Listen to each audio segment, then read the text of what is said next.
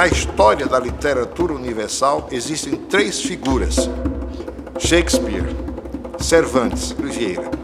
Era um homem de uma inteligência superior. Era um gênio. Se lançava de cabeça. Contraditório, exagerado. Era um homem obsessivo. Certamente de um ânimo extraordinário. Tem uma vontade obstinada e ele acredita em Deus. Místico, político, Professor, educador, missionário. prático, racional. Ele é orgulhoso, ele é vaidoso. Ele gosta da sua pessoa. Humano, demasiado humano, muito humano. Muito visionário, né? Ele pensava o reino, ele pensava o império, ele pensava Portugal no protagonismo de tudo. Ele pensa o mundo, que não há limite para ele. Ele fez cartas, né? Ele fez pareceres, ele fez sermões. Se há alguma coisa de que ele gosta, é da política. Ele é um dos maiores poseidores da língua portuguesa, sem dúvida nenhuma. É que o Vieira sistematiza a língua portuguesa escrita. Que o homem é a palavra. O homem se faz por palavra. Move os espíritos em direção a uma determinada verdade. Nós, como sabem, há uma figura lisboeta muito interessante, o Fernando Pessoa, que é um grandíssimo poeta, poeta e escrevedor, e que diz uma coisa, o que eu repito muitas vezes, chama ao Padre António Vieira o imperador da língua portuguesa. Acho que é o melhor título que se pode dar. Não é rei, é imperador da língua portuguesa. Como é que se vai fazer uma história de Portugal e do Brasil sem falar no Padre Antônio Vieira?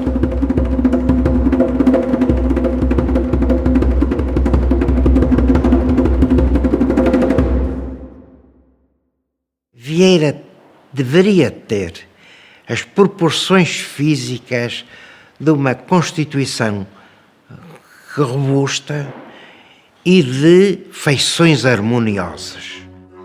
O que havia de mais fascinante na fisionomia do Vieira eram os olhos e a voz. Ele devia ter um olhar profundo, um olhar que interpreta como um ator excepcional as emoções. Daí a voz, o olhar, o gesto. Ele nasceu em Lisboa e aos 7 anos apareceu em Lisboa um homem que dizia que era seu pai e que veio buscar a mãe e a criança de 7 anos para Salvador da Bahia,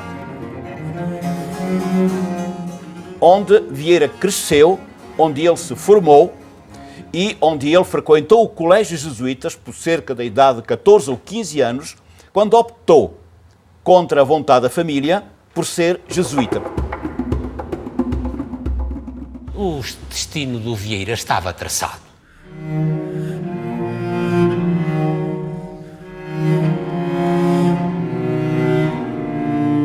O pai de Vieira era um homem que era um homem culto, um escrivão, sabia ler, escrever, tinha uma formação.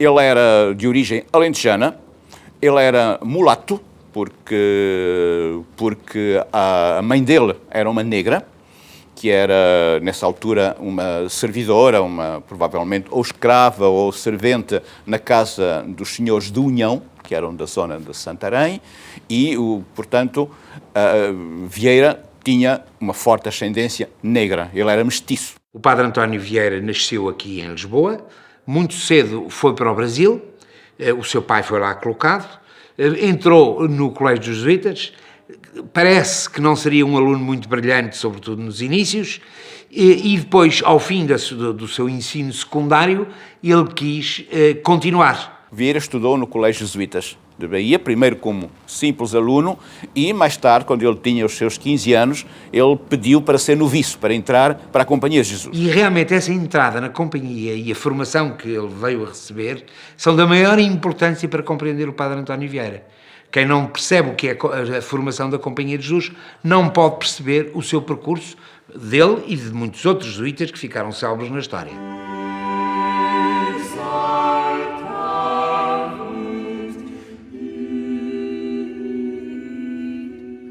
Em 1534, um soldado espanhol vamos marcar bem o temperamento espanhol como um dos ingredientes desta coisa que estamos preparando. Um soldado espanhol, manco, ferido em batalha, resolve mudar de fardamento.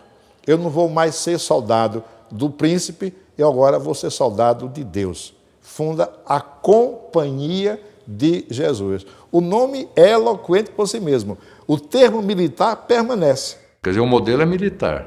É como uma legião, a Companhia de Jesus. E define o padre jesuíta, o que segue Jesus, como um soldado de Cristo. Na verdade, a formação do jesuíta é uma formação para o desafio. Enquanto as ordens religiosas daquela época eram caracterizadas pela estabilidade dos conventos, dos mosteiros, a companhia então nasce como uma ordem nova, com um novo estilo de vida religiosa, que é uma ordem missionária, sem muita estrutura, mais leve. Por quê? Para exatamente ir àqueles lugares onde ninguém vai. O jesuíta é uma mistura de três coisas. É um soldado medieval, é um cruzado redivivo, é um filósofo escolástico exacerbado e é um místico quase enlouquecido. Essas três figuras juntas constituem o Padre Vieira, como constitui qualquer jesuíta. Agora, a ideia é de que a gente se salva na história. Quer dizer, nós vamos intervir no tempo. Os jesuítas sempre foram tidos como eles articuladores, eles eram maquiavélicos, eles estavam sempre envolvidos nas coisas que tinha. E o Vieira, ele não fugia à formação da Companhia de Jesus, quer dizer, onde ele tinha a obrigação também de modificar os costumes do mundo, e não somente os da alma, quer dizer, da glória eterna, mas também de procurar modificar o mundo. E mesmo enquanto estava em formação, tanto quanto os seus estudos, que eram prioritários, o permitiam, e tanto quanto os seus superiores o mandavam e permitiam também, foi sempre mantendo contacto, sobretudo com a realidade brasileira, com as diversas tribos, aprendeu algumas línguas. A companhia não permitia, de modo geral, entrar gente melancólica, gente muito sonhadora. A companhia gostava de gente colérica, como eles diziam, forte, enérgica, e gente sanguinária, cheia assim de vigor. E segundo a medicina dos humores da época, né? E o Vieira é classificado como colérico. A Companhia de Jesus, em Portugal, ela obedece ao geral em Roma, na medida que ela é uma ordem religiosa. E aparentemente ela negocia os interesses do Papa, do papado. Mas, ao mesmo tempo, ela faz o jogo português na conquista, por exemplo, da América ou da África, inclusive entrando em choque contra a Companhia de Jesus da Espanha. O impulso mais profundo e sincero religioso se manifesta na ação, se manifesta na intervenção nas coisas terrenas. Tem até uma passagem célebre do Vieira, acho que no Sermão do Espírito Santo, em que ele diz, ele encontra lá, depois da morte de Jesus, os apóstolos ficam olhando para o céu em busca de algum sinal que viesse para eles, né? Então eles dizem e aí passa por ali um anjo e diz, o que é que vocês estão fazendo olhando para o céu? É preciso olhar para as cegueiras da terra. Quer dizer, essa religião do Vieira, como dos jesuítas do 17, é uma religião altamente política, é uma teologia que se movimenta na direção das coisas do homem, né? Então elas estão sempre articuladas, não é puramente especulativa. Pregação. Pregação aqui que era pregão também, pregão político. Esta é a causa original de todas as doenças do Brasil. Tomar o alheio, cobiças, interesses, ganhos e conveniências particulares, por onde a justiça se não guarda e o Estado se perde. Perde-se o Brasil, Senhor, porque alguns ministros de Sua Majestade não vêm cá buscar o nosso bem, vêm cá buscar os nossos bens. Assim como dissemos que se perdeu o mundo, porque Adão fez só metade do que Deus lhe mandou, guardar sim, trabalhar não. Perde-se o Brasil, porque alguns dos seus ministros não fazem mais do que metade do que o rei lhes manda. Vieira é um homem muito singular por várias razões. A primeira das razões é que ele é um grande patriota português. Primeira questão. É um homem que vivia com Portugal no coração. Não havia Ministério da Educação. Quem é que educava? As ordens religiosas. Não havia propriamente um sistema de saúde público. Quem é que tratava dos doentes? As misericórdias e as ordens religiosas. Não é? Não havia um sistema de comunicações, enfim, a não ser muito rudimentar, de umas carruagens que iam para o norte e para o sul. Era muito, enfim. Portanto, quer dizer, não havia não havia a separação da Igreja e do Estado, não é? Veja lá, imagine, o Dom João IV manda o padre António Vieira tratar do negócio de armas na Holanda. Para nós hoje, caramba, como é possível? Não é possível o Presidente da República de Portugal chamar-me ao Palácio e dizer, olha, você vai tratar de uma questão de armas, comprar armas aos holandeses. Não é possível, não é? Mas, então, era possível e era absolutamente normal. Quer dizer, ele não era, nisso, não era um homem que andava a fugir das coisas. O cardeal Richelieu e o cardeal Mazarino eram primeiros-ministros de França. E eram cardeais, não é?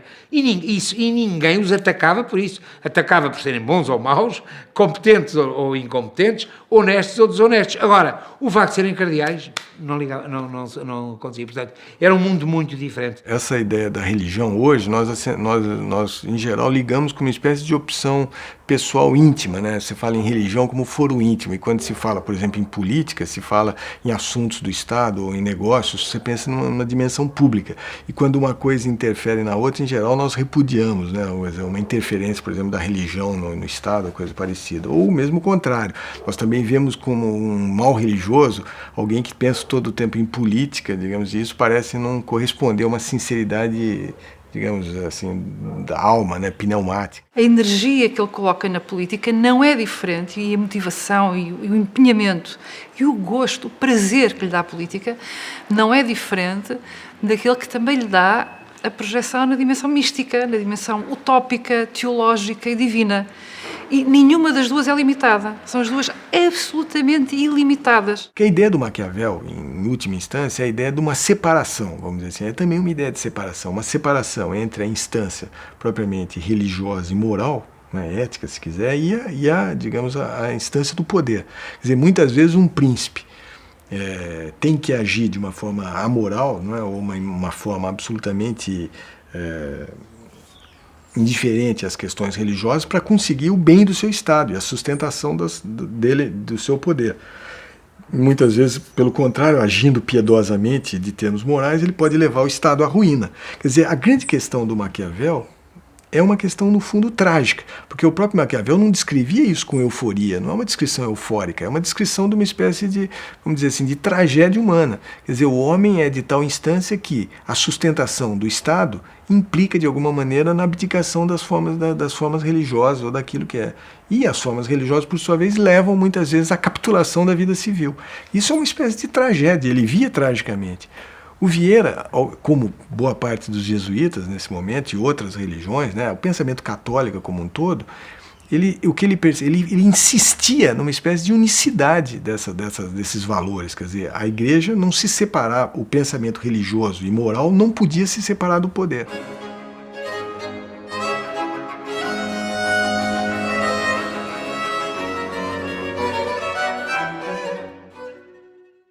A Bahia tem teologia e filosofia desde 1575. Desde 1575. São estudos do mais alto nível. Por exemplo, é dentro desse Colégio Geral da Companhia de Jesus, Colégio da Bahia, que o Vieira se forma. Esse colégio tinha tal nível de expressão, de qualidade, de altura, que a Câmara de Vereadores, em 1600 e tanto, propõe à coroa portuguesa que lhe fosse reconhecido o direito de dar a láurea doutoral. E então, na época de Vieira, eram os jesuítas que detinham o poder, o munus do conhecimento. Então, eles eram, na realidade, um poder paralelo, mas um poder paralelo forte, e que dominava o confessionário. Através do confessionário, a religião, principalmente, claro, a religião católica, tinha conhecimento de segredos de Estado. E quantas vezes esses segredos de Estado foram usados, não é, nas suas vinculações políticas, não é, em determinados momentos. Então, Vieira poderia-se dizer, inclusive, que à época ele tinha poder, ele detinha um poder. Por quê? Era um excelente orador, era um padre jesuíta.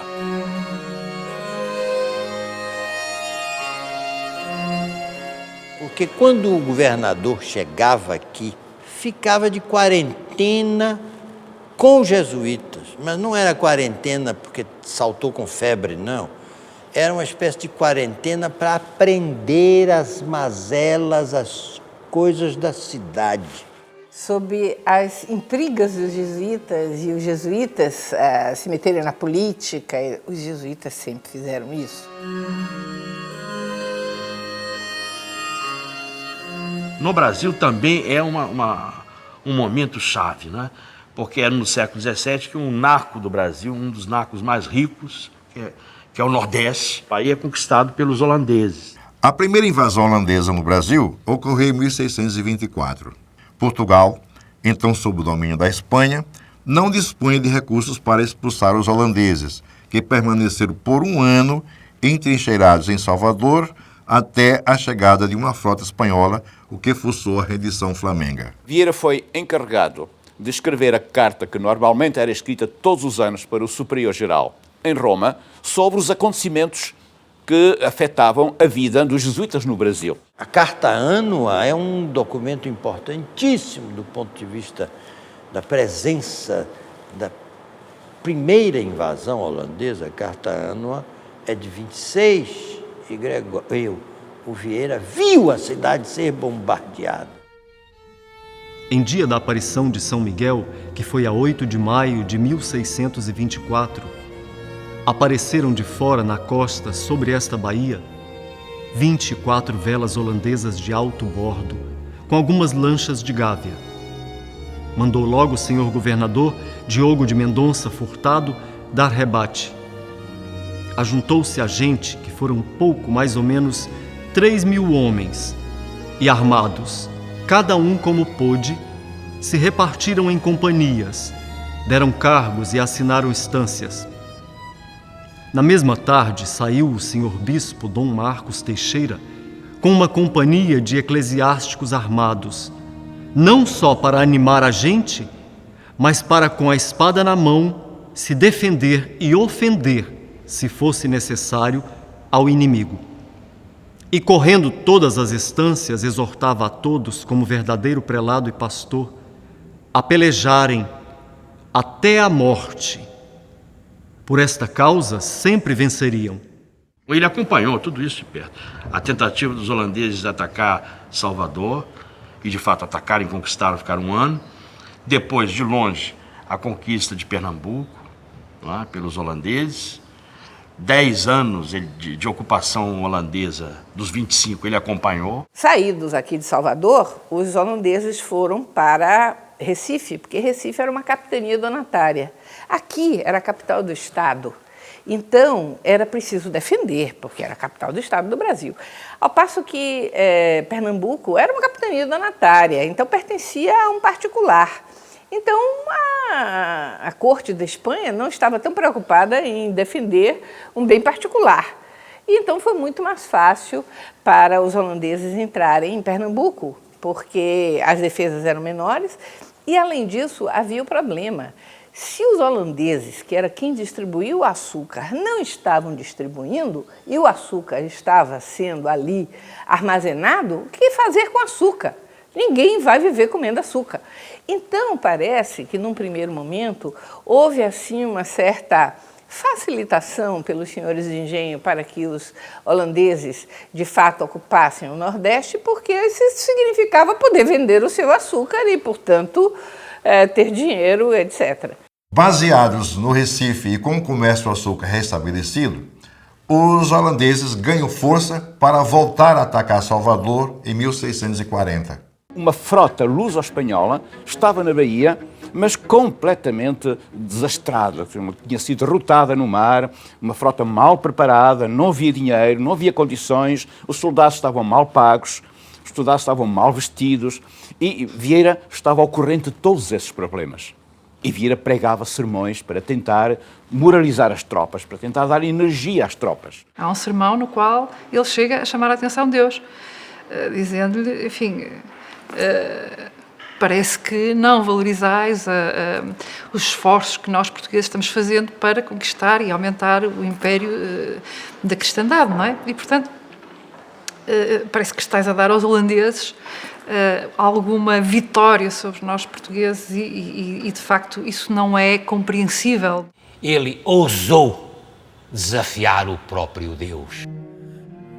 Se destinastes estas terras aos piratas da Holanda, por que lhes não destes enquanto eram agrestes e incultas? Tantos serviços vos tem prestado esta gente pervertida e apóstata, que nos mandastes primeiro a nós desbravar estas terras e edificar cidades, para depois de cultivadas e enriquecidas, lhes entregares? Assim hão de beneficiar os hereges e os inimigos da fé dos trabalhos portugueses e dos suores católicos? Entregai, Senhor, entregai o Brasil aos holandeses, entregai-lhes as Índias, entregai-lhe as Espanhas, entregai-lhe quantos temos e possuímos, pondo em suas mãos o mundo. E a nós, portugueses e espanhóis, deixai-nos, repudiai-nos, desfazei-nos, acabai-nos. Mas só vos digo e lembro a vossa majestade, Senhor, que estes mesmos que agora desfavoreceis e lançais longe de vós, pode ser que os queirais algum dia e que os não tenhais. Agora, no caso ibérico em particular, era realmente um momento terrível, né? Porque Portugal tinha conseguido, em 1º de dezembro de 1640, aclamar um rei próprio. Foi a restauração portuguesa, que transformou o Duque de Bragança em rei de Portugal. Quando, em 1640, se dá a Revolução Portuguesa que nos liberta dos espanhóis, da coroa espanhola, veio uma deputação de brasileiros, portugueses brasileiros, importantes, para prestar homenagem ao novo rei, Dom João IV. E nessa comitiva, uma das pessoas enviadas foi exatamente o padre António Vieira. Vieira desembarca na corte e de imediato cai nas graças do rei, que fica impressionado com o poder de persuasão de seus sermões. E foi a partir daí que ele teve que ser praticamente, enfim, cedido pela Companhia de Jesus para o serviço do rei. Coisa que na Companhia de Jesus não foi fácil. Começou logo e de imediato a criar algumas inimizades. Vieira era considerado, apesar de tudo, como quase um estranho. Ele não tinha sido educado em Lisboa, ele era mestiço, ele vinha do Brasil. E até esse momento, a glória dos jesuítas era uma glória daqueles que tinham sido formados no reino. Teve contactos, impressionou muito o rei e daí gerou-se uma amizade e uma comunidade de interesses tão grande que o rei conseguiu manobrar as coisas e foi permitido que o padre António Vieira aqui ficasse em Lisboa e em Portugal. E aqui teve uma atividade extraordinária de corajosa e genial pregação. Ele dizia as verdades todas e não tinha medo, mesmo as verdades desagradáveis, de conforto e, sobretudo, educação dos príncipes. O Dom João IV tinha por ele um encanto extraordinário e, portanto, serviu-se dele para algumas missões muito importantes, diplomáticas, o casamento de princesas e, sobretudo, meteu nos problemas da guerra, porque Portugal estava muito fragilizado, tinha-se libertado da Espanha, a Espanha era maior, era mais rica, praticamente cercado, e ele foi várias vezes em missão para arranjar amizades e arranjar dinheiro que permitissem a subsistência de Portugal e a resistência a uma Espanha que não desistiu durante 20 anos, mais ou menos, a tentar recuperar Portugal. Haveria coisas que o rei queria que se dissessem e o Vieira era a pessoa indicada para as dizer. Portugal não tinha navios. Portugal ficou desamparado no momento da restauração. E aí foi o trabalho de Dom João IV de tentar criar amizades com outros países, com alguns dos países da Europa que estavam mais sensíveis à situação de Portugal. O rei o manda, por exemplo, ir para França, ele vai. O rei o manda ir para a Holanda, ele vai. O rei manda, por exemplo, Vieira fazer uma missão fracassada em Roma. Aquela ideia que ele foi lá para conspirar o assassinato do governador espanhol de Nápoles. E, ao mesmo tempo, para negociar em Roma o casamento do príncipe português com uma princesa espanhola. Quer dizer, foi lá fazer um jogo duplo. Diplomacia paralela. O Vieira nunca foi um diplomata designado pela corte, mas era um diplomata paralelo, que acompanhava não só embaixadas e embaixadores, como também era enviado em missões de sondagem ou missões de preparação, missões diplomáticas importantes. O embaixador itinerante de um rei sem futuro. Foi uma espécie de embaixador extraordinário, embaixador sem cargo, né? E foi por todos os países da Europa tentando negociar a paz com justamente a paz com Portugal, né? Isso ele se dirige, que naquele momento estava em guerra simplesmente com os dois dos estados mais fortes do mundo, né? De um lado Espanha, de quem se separou, e de outro a Holanda, que era uma potência naval impressionante. E também com os holandeses que ocupavam Angola e São Tomé, que era o local onde os fazendeiros do Brasil os colonos brasileiros, se podiam abastecer em escravos. Não havendo Angola, não havendo Pernambuco, Portugal não tinha qualquer hipótese de continuar como país independente.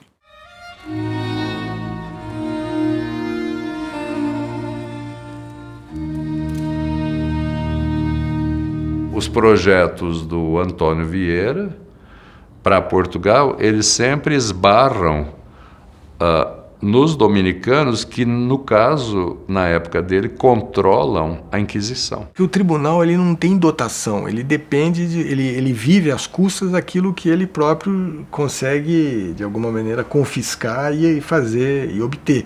Uma vez instaurado o tribunal, há uma lógica que vem com ele de subsistência do tribunal. Possivelmente esse tipo de lógica da subsistência do tribunal levou a certas posições rigoristas de manutenção digamos assim, do repúdio aos judeus e mesmo a confisco de bens e tudo mais. Entretanto, Vieira aconselhava o rei e fazia tudo o que era possível para que se criasse uma companhia de comércio semelhante à companhia de comércio holandesa para tratar do negócio do açúcar do Brasil e angariar dinheiro. E em 1649 essa companhia foi feita. À semelhança da companhia holandesa, com capitais de judeus. Ele percebeu logo depois da restauração, ele percebeu que Portugal estava um pouco arruinado e que precisava dos judeus. E então também protegeu os judeus. O padre António Vieira sabia perfeitamente que os judeus controlavam o comércio mundial do açúcar. E era no açúcar do Brasil que estava a salvação do reino. O Dom João IV manda que, de fato, se crie a Companhia de Comércio e baixa um alvará régio dizendo que não se deveria confiscar os bens dos cristãos novos julgados pela Inquisição. Os cristãos novos que fossem condenados pelo Santo Ofício teriam os seus bens geridos pela coroa, que poderia mesmo distribuir aos parentes do condenado. Ora, isso é uma coisa extraordinária, né? Porque mantinha o patrimônio na rede familiar e na rede comercial, né, dos cristãos novos. Ele percebia claramente que a manutenção dos judeus era uma forma de reforço do Estado. E mais do que isso, ele tinha uma concepção religiosa em que era possível, ele tinha uma absoluta crença disso, de que era possível uma conversão do judeu ao catolicismo sem nenhuma, digamos assim, violência. Ele queria que os judeus capitalizassem Portugal. Evidentemente que isso não era do interesse da Inquisição, mas era de interesse político de Portugal. Era possível, a seu ver, a conciliação, digamos, dessas posições judaicas com um tipo de catolicismo. de modo a ter uma espécie de incorporação do judaísmo, nunca de forma a colocá-los em pé de igualdade. Não havia um ecumenismo, digamos, democrático nesse sentido. Havia um esforço de submissão de uma religião à outra, mas com uma passagem absolutamente, vamos dizer assim, provável do ponto de vista doutrinário. O Santo Ofício não aceitou isso de maneira nenhuma e apelou ao Papa. Não é? Apelou ao Papa. E o Papa, que por sinal apoiava a Espanha contra Portugal, não reconhecia a dinastia de Bragança como a casa reinante em Portugal, o Papa apoiou os inquisidores. Aí o que faria o Vieira? O Vieira aconselhou o rei a resistir ao breve papal. Aí os jesuítas se dividiram. Alguns seguiram o Vieira por lealdade pessoal, por convicção e tal, mas outros jesuítas, mais graduados, mais velhos do que essa facção vieirista, disseram que não. De maneira nenhuma. Por quê? Porque o quarto voto da Companhia de Jesus é de lealdade ao Papa. Um jesuíta não pode ficar a favor de um rei contra um Papa.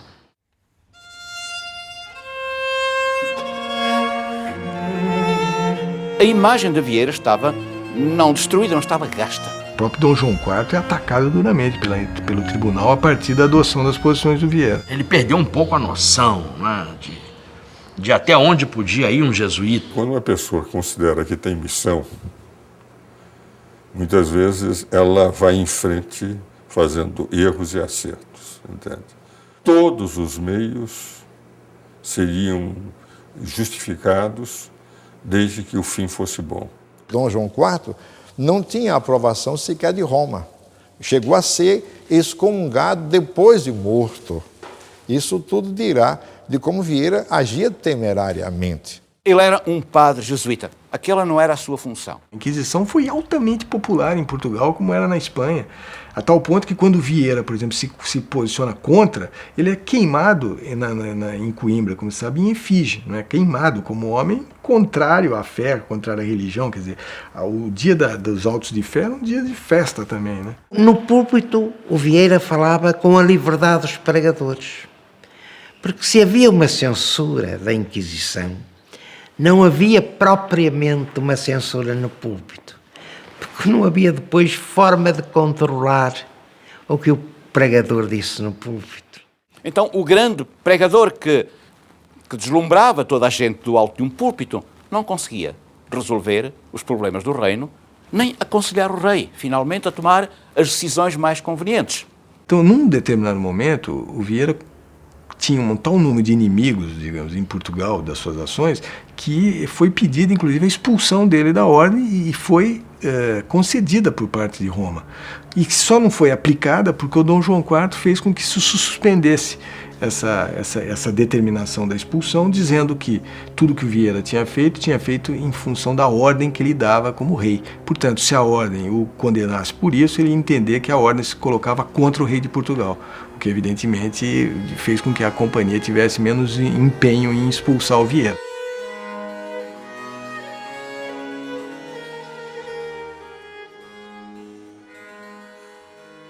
Mas o comportamento do Vieira nesse momento, quando ele foi ameaçado de expulsão, inclusive o Dom João IV ofereceu para ele o bispado, para escolher o bispado que ele quisesse para tomar, para se tornar então, sei lá, mesmo o prelado mais importante da secular, né, de Portugal.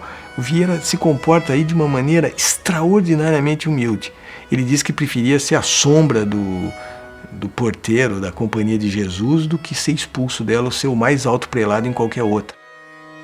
Evidentemente é um temperamento que dificilmente se coaduna com uma ideia de obediência ordinária, vamos dizer. Desgastado politicamente e com todas as suas missões diplomáticas fracassadas, Vieira perde o protagonismo que existia no reino e aí começa a sua atividade missionária. Em janeiro de 1653, ele chega ao Maranhão. E o homem que comia na mesa dos príncipes e que frequentava as embaixadas, que andava vestido de fidalgo, agora vai comer caranguejo com farinha de pau. Agora vai viver entre os homens mais primitivos da terra. que estão na Idade da Pedra. Arco e flecha. E começa a se fazer missionário verdadeiro. Em 1648, o estado do Maranhão e Grão-Pará era um território inóspito e hostil. A ordem social era subordinada aos interesses do poder local. Uma população de poucas centenas de colonos e milhares de índios habitavam a região. A população indígena no Brasil foi radicalmente reduzida com a atuação dos chamados bandeirantes e predadores em geral de índios, né? Eles matavam muito índio.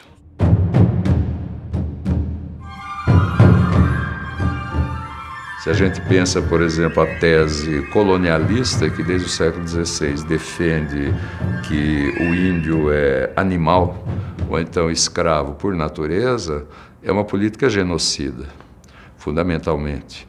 Agora, nós encontramos desde o século XVI, já com Nóbrega ou Anchieta, a hipótese da Igreja Católica, que é uma hipótese contra Martinho Lutero, Calvino, Maquiavel, é uma hipótese anti-herética, que afirma que o índio é gente. Só que uma gente bárbara, bestial, como diz o Antônio Vieira, boçal, e que tem que aprender a recuperar a memória de Cristo. E daí, então, a função que a Companhia de Jesus tem desde o século XVI. O rebanho que Cristo encomendou a São Pedro eram nações bárbaras e incultas, nações feras e indômitas, cruéis e carniceiras, sem humanidade, sem razão e sem lei.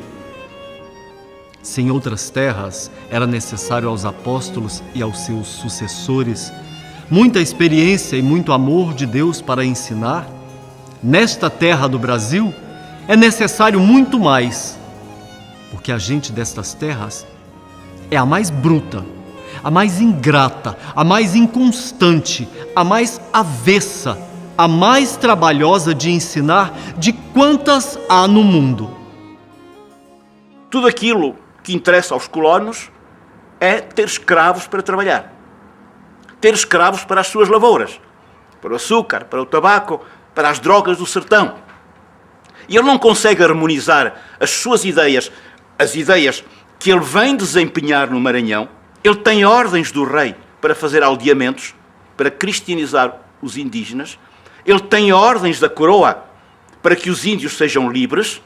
Ele não consegue isso. Porque tudo lhe é um obstáculo. Tanto os governadores como os colonos opõem-se à atitude dos jesuítas e àquilo que eles representam. E Vieira percebe de dentro do próprio projeto colonial as suas contradições e elabora contra todo mundo um discurso contra o colonialismo, um discurso que é a reivindicação primeira do nativismo pátrio contra a invasão do colonizador. A proibição da escravidão dos índios no Brasil impede que o colono tenha acesso a uma mão de obra barata, imediata, que era o índio solto no mato. Os jesuítas não queriam que os brasileiros, índios brasileiros, fossem escravizados. Para Vieira, né, os índios eram livres, estão livres, né, só podem ser escravizados aqueles que já eram escravos de outros índios, certo? E devem, como súditos livres, servir ao império. 1/3 do ano, né, para servir à coroa, 1/3 para eles mesmos e 1/3 aos colonos, enquanto os colonos, né, querem, né, torná-los escravos, né, todo o tempo.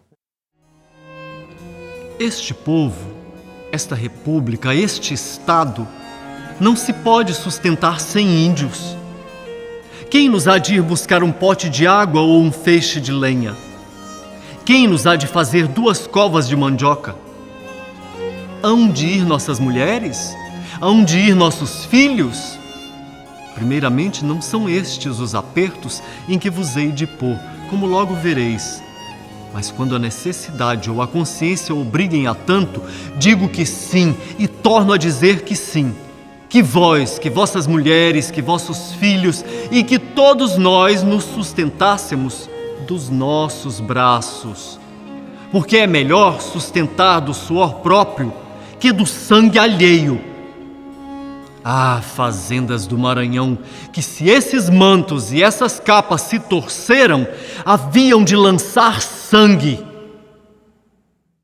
Porque no Novo Testamento eram só 3 os reis magos que foram visitar Cristo. Eles eram só 3 porque um deles representava a Europa, o outro a Ásia e o outro a África. Não havia um rei americano, né? Aí ele diz assim, mas Deus quis ou quer que o mundo continue sendo criado. Então Deus escolheu um país, que é Portugal, que por meio dos descobrimentos, os reis da dinastia de Avis, o Dom João II, o rei Dom Manuel, foram à Ásia, mas também foram à América. E eles são os reis que trazem a América para Cristo. Ele mostra a história humana exatamente como essa apoteose final, né? Em que a maravilha vai se instaurar na face do mundo. O Quinto Império. Portanto, o padre António Vieira convenceu-se de que na sequência das profecias do Antigo Testamento tinha havido uma espécie de um império, o Segundo Império, o Terceiro Império, o Quarto Império, e que a Portugal, através do seu rei, caberia a instauração do Quinto Império por todo o mundo, com o Evangelho e com o papel ímpar do rei de Portugal, que seria uma espécie de um Messias-rei para instaurar esse império de paz, esse império de prosperidade, de religião em todo o mundo. Um desvario, um sonho exacerbado, uma quimera, mas sempre baseado, lastreado naquelas ideias da vinda, numa manhã de nevoeiro, do nosso rei Dom Sebastião. Como que um sacerdote, né, cristão, culto, né, acredita numas patranhas dessa. É isso que os inquisidores dizem, né? É uma visão que hoje a gente olha muito delirante, talvez, né? Mas para a época e para Vieira, que era extremamente, além de muito visionário, né? Ele pensava o reino, ele pensava o império, ele pensava Portugal no protagonismo de tudo. Você tem uma profusão nas décadas de 1630, 40, 50, 60 de messianismos e expectativas milenaristas, que é uma coisa impressionante. É preciso repensar a noção de verdade no Padre António Vieira. Uma verdade é aquilo pela qual eu sou capaz de viver e morrer. Uma verdade é uma aposta. E, portanto, o Quinto Império não é uma certeza no sentido prático, ou seja, a ideia não é que aquilo se realize exatamente assim, mas é uma aposta absolutamente comovente e, ao mesmo tempo, motivadora, movente, não é? E, portanto, não sendo o Quinto Império um projeto objetivo, é uma ideia extremamente mobilizadora. E, sendo extremamente mobilizadora, é profundamente verdadeira. Para Vieira não era utopia. Era a realidade. As coisas que o Bandarra profetizou del rei Dom João, que ele ainda não obrou e há de obrar, são tão grandes, tão extraordinárias e tão prodigiosas que, como se as passadas não tiveram nada de admiração. Estilo foi este que sempre Deus usou com Portugal, receoso porventura de que uma nação tão amiga da honra e da glória lhe quisesse roubar a sua. Quem considerar o reino de Portugal no tempo passado, no presente e no futuro, no passado o verá vencido, no presente ressuscitado e no futuro glorioso. E em todas estas 3 diferenças de tempos e estilos, lhe revelou e mandou primeiro interpretar os favores e as mercês tão notáveis com que o determinava a enobrecer. Na primeira, fazendo, na segunda, restituindo-o, e na terceira, sublimando-o.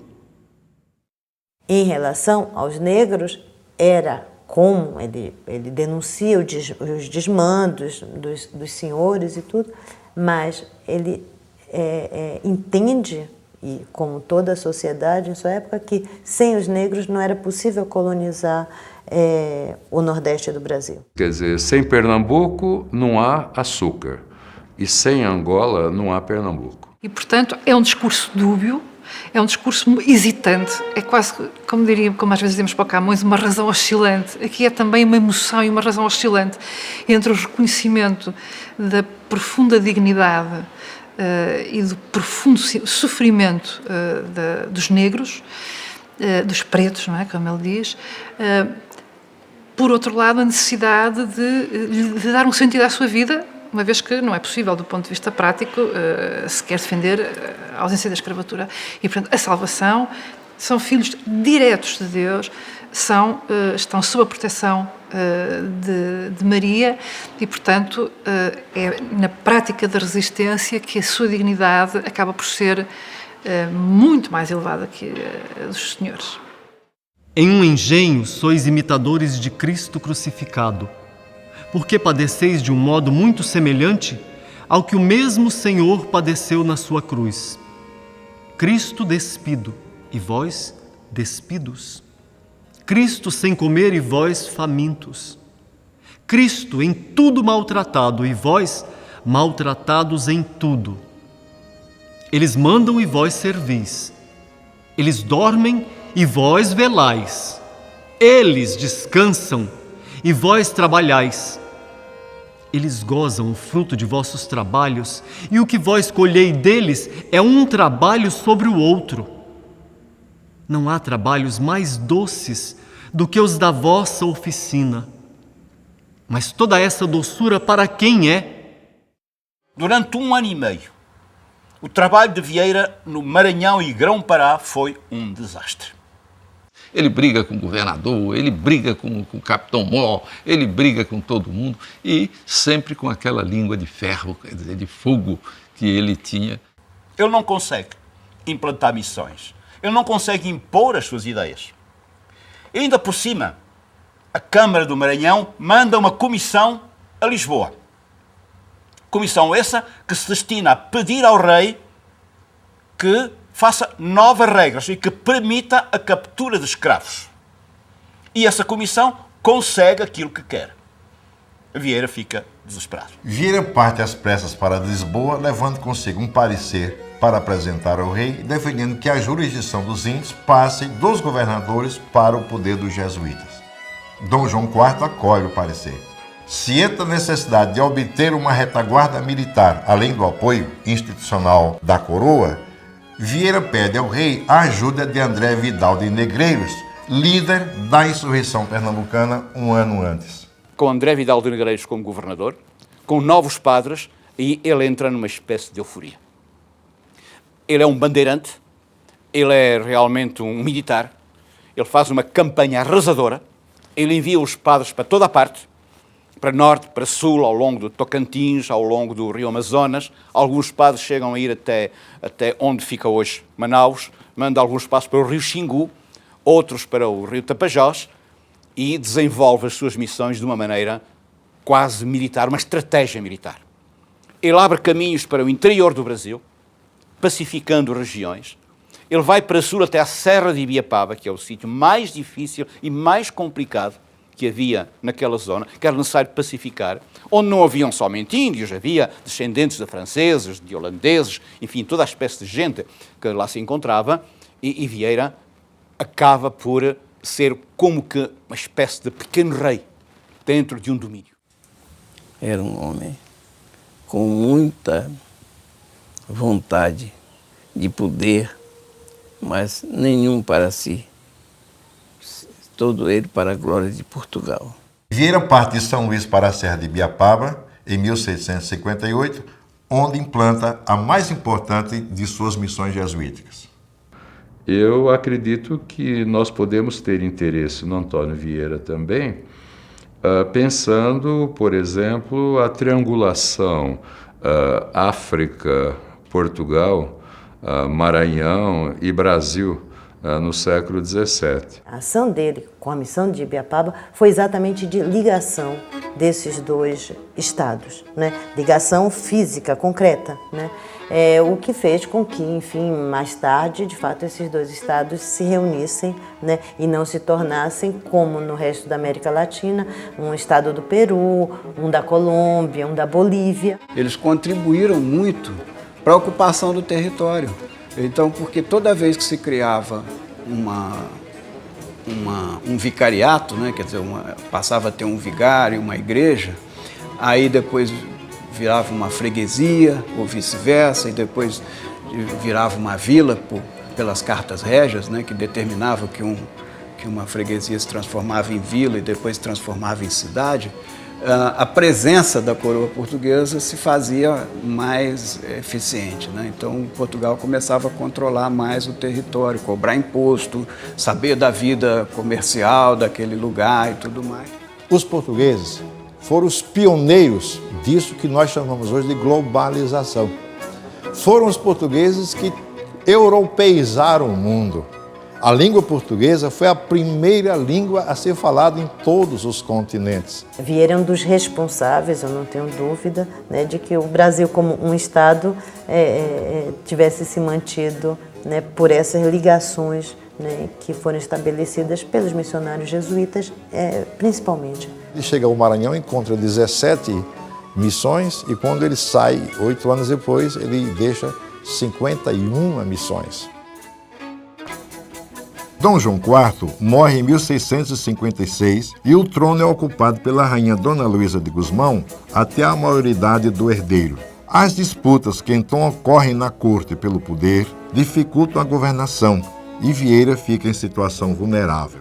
Vieira, ele entrou em choque porque o que ele pretendia era manter ou conseguir a liderança ou a sujeição espiritual e temporal de todos os índios aos jesuítas. E Vieira mantém as suas missões, mas os conflitos com os colonos são cada vez maiores, até que o conflito rebenta em 1661. Terminou ele sendo preso no Pará, enviado para o Maranhão e mandado de volta para Lisboa em 1661, juntamente com 32 padres jesuítas que o acompanhavam, todos presos. E quando Vieira chega ao reino, acontece outro desastre na vida de Vieira, é que a rainha regente pouco tempo dura na governação do reino e é substituída por um grupo de jovens, Conde Castelo Melhor e os seus amigos, que tomam conta, que entronizam o rei demente, Dom Afonso VI, e tomam conta do governo. E aí Vieira está completamente desamparado. Aproveitando o momento em que Vieira se encontra politicamente fragilizado, o Tribunal da Inquisição leva adiante as acusações que já pesavam sobre ele. Logo que ele deixou de ser o menino da corte e do rei, a Inquisição instaurou-lhe um processo. Ele é acusado de anunciar a ressurreição de Dom João IV, ele é acusado de proteger os judeus, ele é acusado de escrever coisas que são tão próximas da heresia e começa o processo. Quando ele é preso pela Inquisição em 63, eles impõem a ele uma espécie de silêncio obsequioso, ele não pode falar nada, ele está preso. E eles não permitem, para humilhar, que ele tenha acesso a nenhum texto. E em Coimbra, ele está na cadeia da Inquisição, ele fica 5 anos lá. Eles ficam humilhando ele e pedindo que ele responda coisas cabeludíssimas de teologia sem acesso aos textos dos doutores. Ele fica lá quietinho.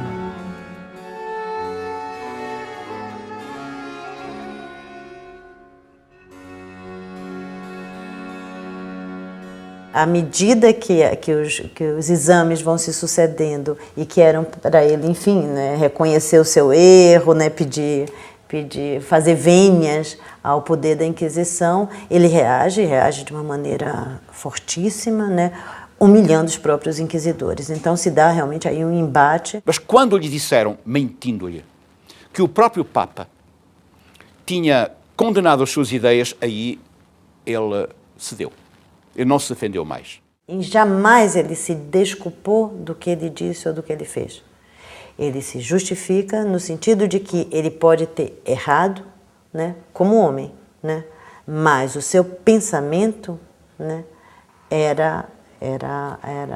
tinha bons fins, né? Ele pode ter se equivocado. Toda a luta de Vieira perante a Inquisição e com a Inquisição, contra a Inquisição, foi uma luta que só deixa o Vieira maior. Acabou por reconhecer, forçado, alguns dos seus erros, não todos, e o tribunal condenou uma pena que afinal não foi assim muito grande, foi condenado ao silêncio.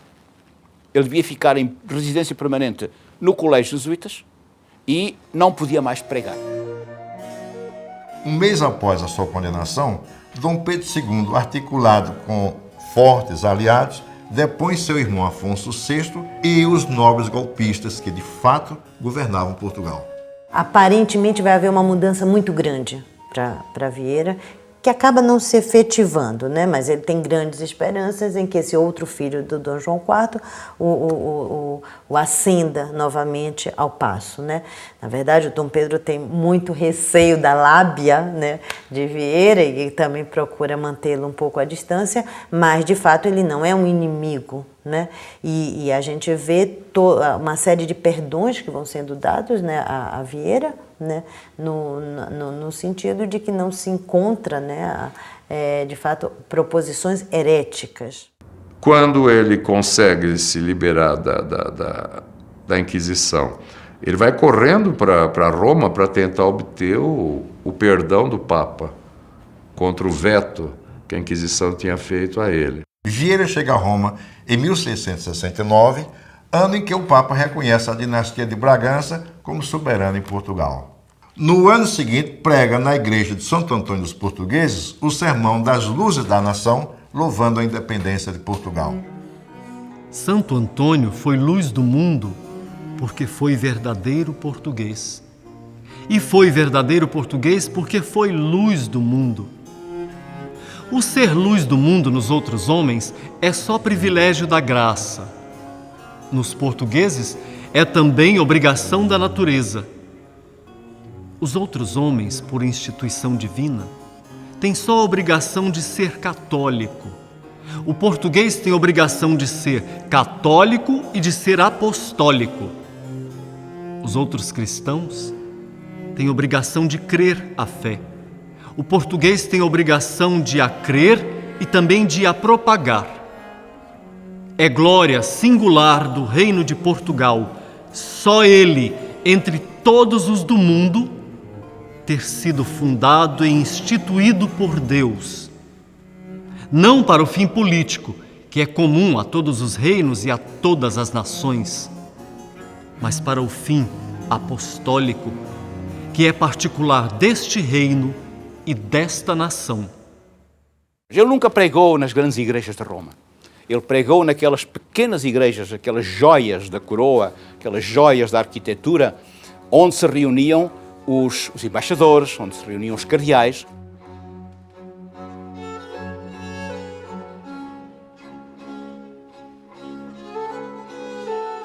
Em alguma das cartas ele se queixa, né, de ser ali tão bem cotado, né, mas que ele não pode de fato atuar, né, na vida pública, né? Ou seja, ele aparece ali como um ornato, como ornamento, né, para ser festejado na corte, mas exatamente no ambiente para ele mundano, em que não se decidem mais rumos, né, da humanidade, nem de nação alguma. Fora desse sentido de intervenção, ou seja, ser vista puramente como bela letra, como admiração, como uma coisa que se esgotava na própria confecção, vamos dizer assim, literária, isso para ele era desastre, era a perda da eficácia.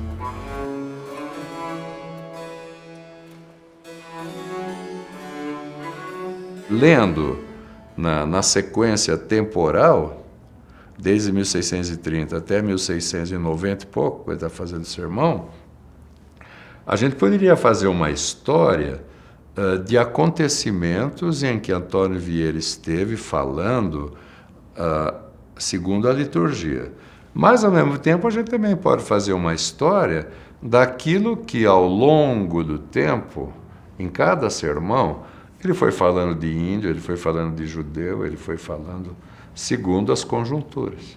Nesse sentido, talvez uma crônica, num sentido amplo, até no sentido crônico de crônica, tempo. Uma experiência radical, eu acho, ler um sermão de Vieira. Eu vejo isso na classe. Às vezes eu estou explicando um assunto, os alunos têm um interesse, vamos dizer, intelectual. Aí eu começo a ler um sermão, ou peço para que alguém leia. Aquilo instaura um estado de emoção literária, vamos dizer assim, de impacto afetivo real, objetivo. É impressionante isso. Quer dizer, o caminho que a linguagem dele, de certa forma, instaura, quando se lê a cada vez, permanece extraordinariamente vivo. Então isso, eu não acho que seja crônica, entende? Isso é poder da palavra, no sentido mais radical, como é o poder da literatura. Há sistemas de representação no tempo do Vieira e que um desses sistemas é a agudeza. E que, nesse sentido, a ideia que eles têm como bons católicos, a ideia de que a luz natural da graça divina ilumina a nossa inteligência quando nós pensamos. E que a capacidade de estabelecer relações entre coisas e entre conceitos evidencia justamente que a nossa mente é orientada pela luz da graça. Agora, quando eu estabeleço uma relação que nunca ninguém tinha pensado antes, eu mostro para os outros que Deus está presente em mim. Então, quer dizer, ser agudo, ser engenhoso, é um modo de atestar também publicamente a presença da luz da graça iluminando a nossa mente.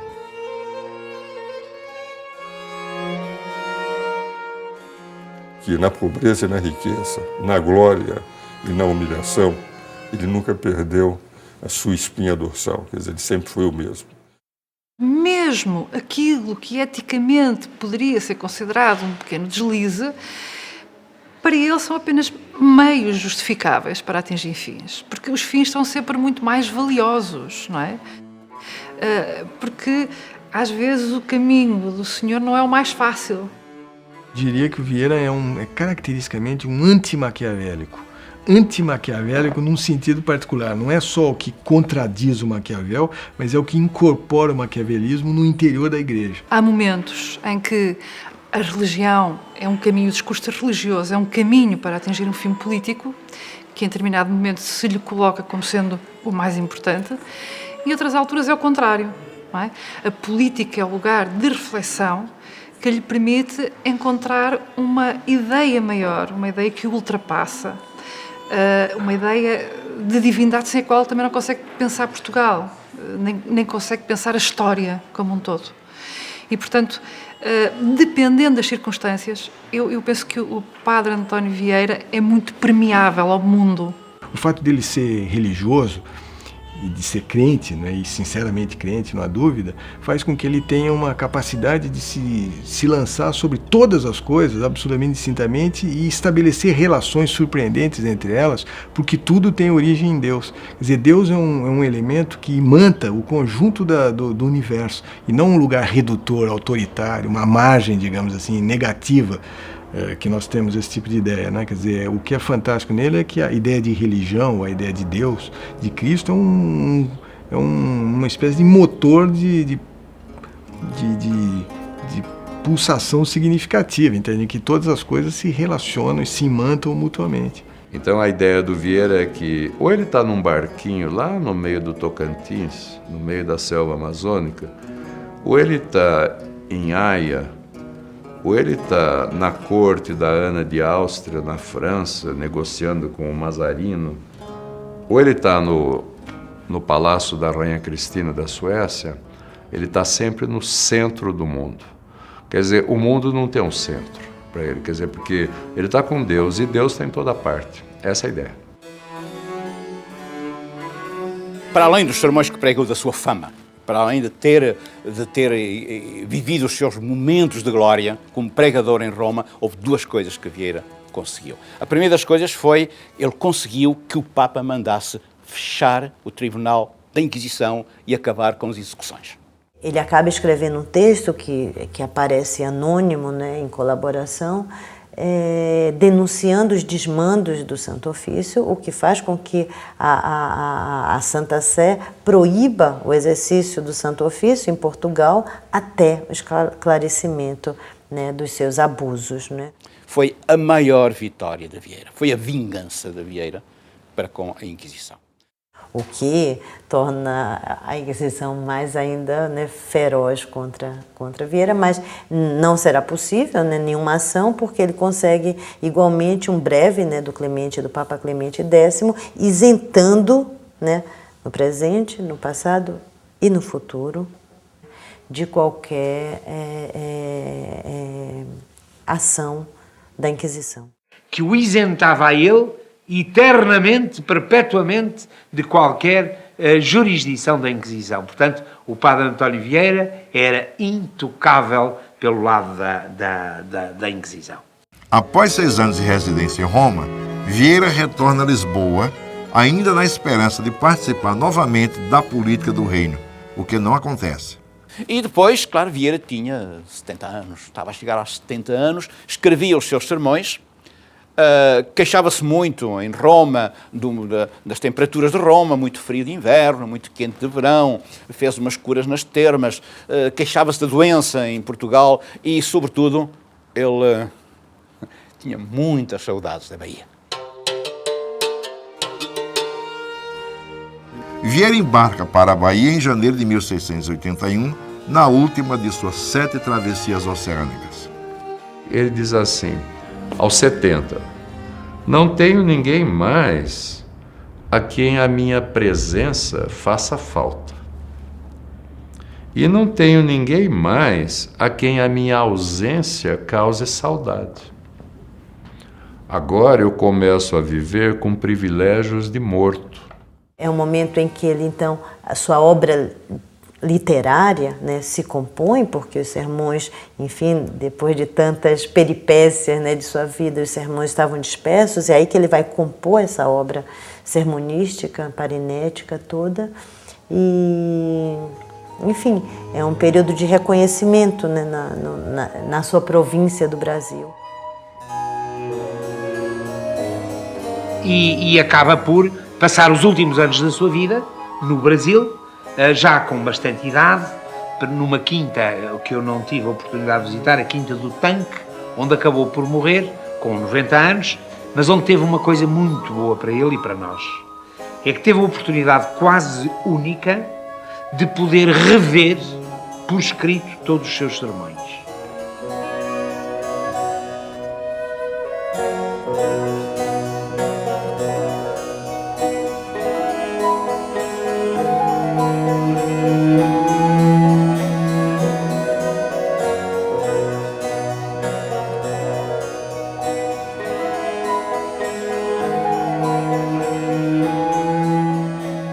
A monarquia absolutista acabou, Portugal não foi, de modo algum, o Quinto Império, a metafísica escolástica, a desigualdade pensada como algo natural, a Revolução Francesa acabou com tudo isso, a gente é democrático. Felizmente, nós não perseguimos mais judeus em nome da verdadeira fé e os índios não conseguiram ficar livres, mas pelo menos acabou a escravidão declarada e acabou também a escravidão africana. Então, quer dizer, o mundo dele é mais do que morto, o mundo dele, historicamente morto. Agora, sobrou essa espécie de ruína, parece um iceberg flutuando assim, no mar do tempo, né? Uns pedaços de Antônio Vieira, que a gente se interessa porque é uma inteligência de primeira ordem.